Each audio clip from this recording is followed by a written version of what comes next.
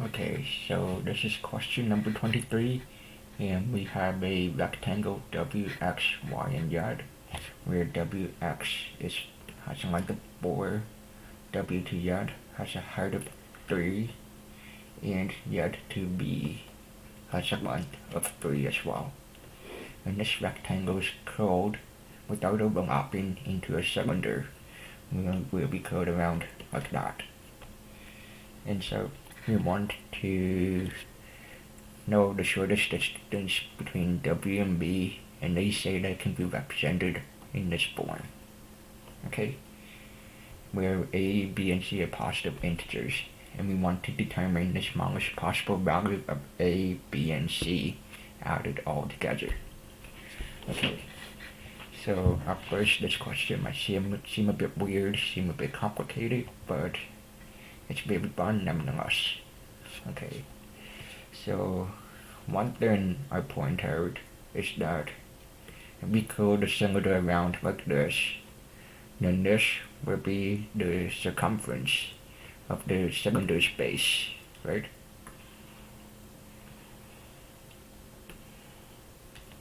So the circumference of the cylinder will correspond to this, the length of that, which is 4. And so we draw that. And another thing that you have to notice is that the length between Z and B is 3, and the length between B and Y must be 1, since they together make 4. So that means the point B and Y will be a quarter of the distance of the entire cylinder's circumference. Alright, so let's say B is over here, and the point Z or Y, they together meet over here, which means W and X must also meet over here, okay?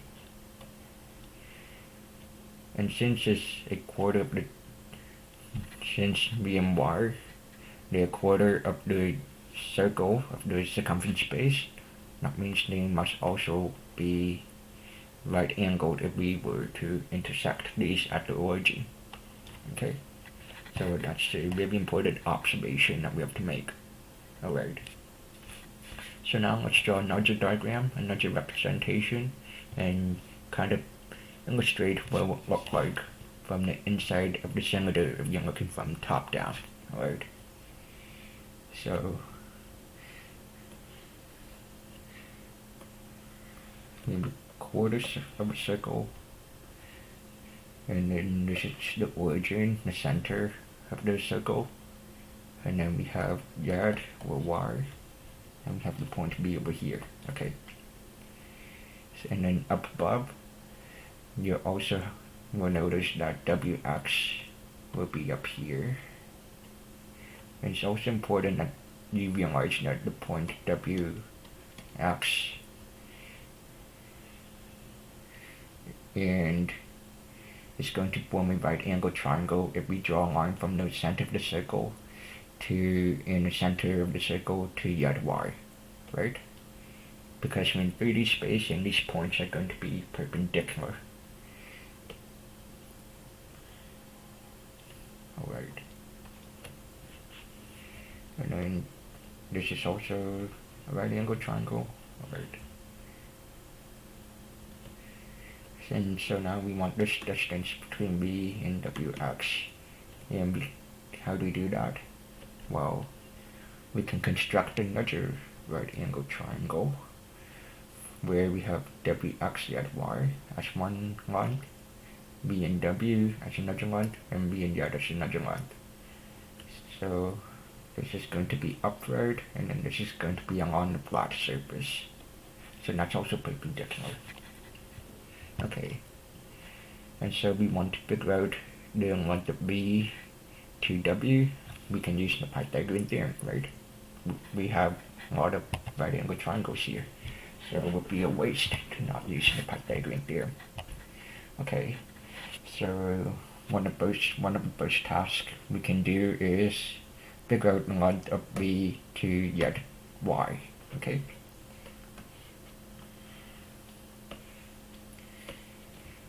And since we have a circle, this is going to be the radius, and that's also going to be the radius of the circle space, and they're going to be equal to each other. And now we need to determine what the radius is, okay? So we can do that by using what we already know. We know that the circumference of the circle is going to be 4. And then we can use the ratio, the definition for pi, which is the circumference to the diameter, right? And then that'll give us pi. And so we need the diameter, so we can just do diameter is equal to the circumference over pi.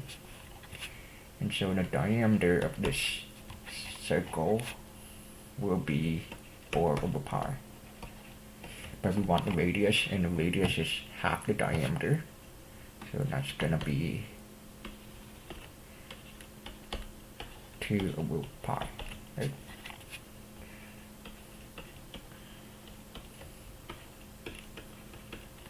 Okay, and so this length between B and Z or Y, whichever one, is going to be this squared plus this squared and the square root of that.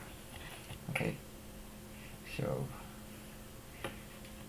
the distance between B and Z is going to be the square root of 2 over pi squared and 2 over pi squared. Alright. And then that is going to be 2 over pi squared, and that is going to be 8 over pi squared, okay?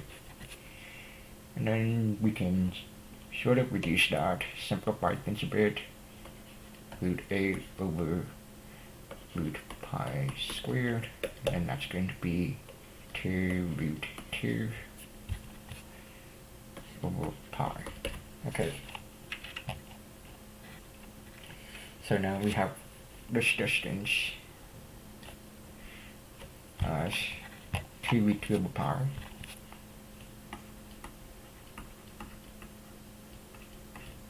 Okay. Now we also need this distance over here, okay?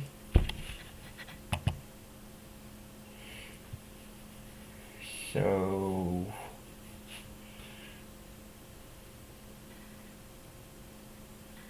the distance between Z and Y and Wx, that's going to be the height of the cylinder, and that is given to us, and that is 3, right?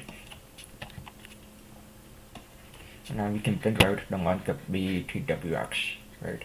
Since this is also a right angle triangle. So B, Wx, Z, Y, right angle triangle. We have 2 root 2 over pi, and we have 3 over here. Let's move this diagram and move it to somewhere with more space. Okay.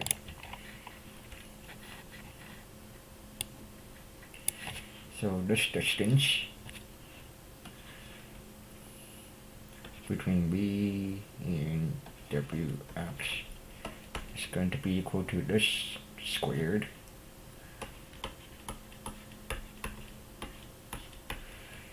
plus this squared using the Pythagorean Theorem, and then we take the square root of that. Okay. And then that's going to give us 4 times 2 over pi squared add 9. And then that's gonna simplify to 8 plus 9 over 8 over pi squared plus 9, okay? And you can see it's starting to look like this form over here. but we need to express it as one term, so we can use equivalent fractions and combine. So this is going to be 8 plus 9 pi squared over pi squared.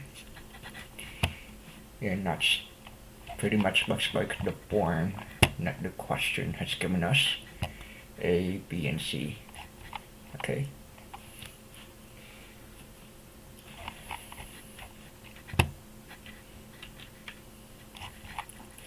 And so let's write that down. A plus B pi squared over C pi squared, which is what they said. And now you can look at this and determine the coefficients for A, B, and C. So the coefficient for B corresponds to 9, coefficient for A will correspond to 8, and the coefficient of C will correspond to 1. So A plus B plus C is going to give us 8 plus 9 plus 1, and that is going to give us 18. And that's the answer.